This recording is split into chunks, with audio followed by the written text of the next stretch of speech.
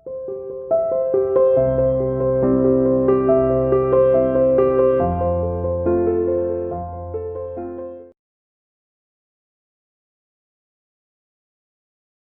दशा बिल्कुल खराब हो गई।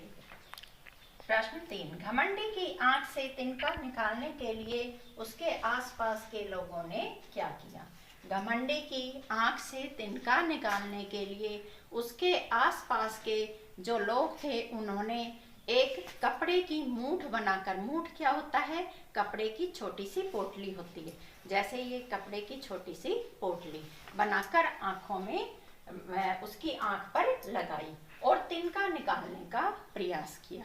इसलिए बच्चों, इस कविता में क्या सीख दी गई है? इस कविता में यह सीख दी गई है कि हमें कभी भी घमंड नहीं करना चाहिए और समाज में रहकर हमारे काम एक दूसरे के बिना पूरे नहीं होते। जैसे इस कविता में कवि अपने आप को ही श्रेष्ठ समझता था कि मैं ही सबसे श्रेष्ठ हूँ, मुझे किसी की जरूरत नहीं है, लेकिन एक तिनके ने उसकी के घमंड को चूर चूर कर दिया और उसे लोगों की सहायता लेनी पड़ी।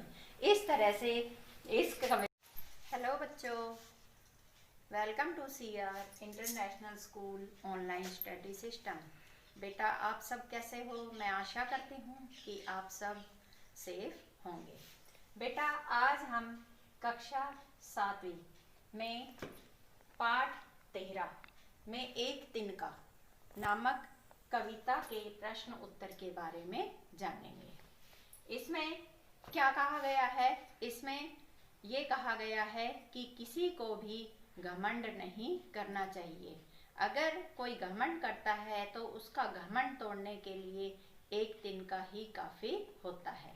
जैसे इस कविता में कवि ने बताया है कि वह अपने आप को बहुत श्रेष्ठ समझने लगा था, लेकिन उसका घमंड तोड़ने के लिए सिर्फ एक तिनका ही काफी था। एक तिनका उसकी आंख में गिरा और कवि का घमंड चूर चूर हो गया। देखो, इसमें फर्स्ट क्वेश्चन है, एक तिनका कविता में किस घटना की चर्चा की गई है जिससे घमंड नहीं करने का संदेश मिलता है? एक तिनका कविता में उस समय की घटना का वर्णन किया है जब कवि अपनी छत की मुंडेर पर खड़ा था और कवि अपने आप को श्रेष्ठ समझने लगा था। फिर अचानक इस घमंड को एक तिनके ने चूर चूर कर दिया। उस छोटे से तिनके के कारण उसकी आंख लाल होकर दुखने लगी और उस तिनके को निकालने के लिए कई प्रयास किए।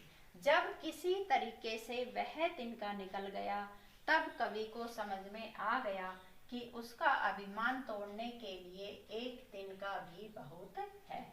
अतः इस कविता में कवि और तिनके के उदाहरण से इस कविता में घमंड नहीं करने की सीख दी है।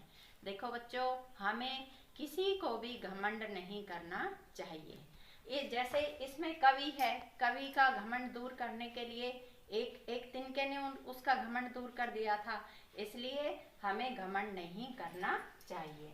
आंख में तिनके पड़ने के बाद घमंडी की क्या दशा हुई?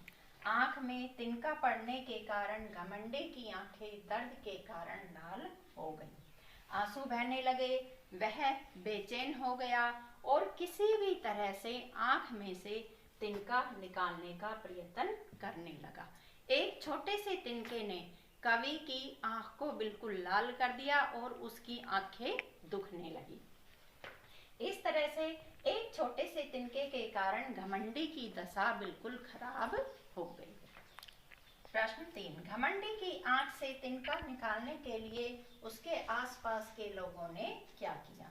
घमंडी की आंख से तिनका निकालने के लिए उसके आसपास के जो लोग थे उन्होंने एक कपड़े की मूठ बनाकर, मूठ क्या होता है?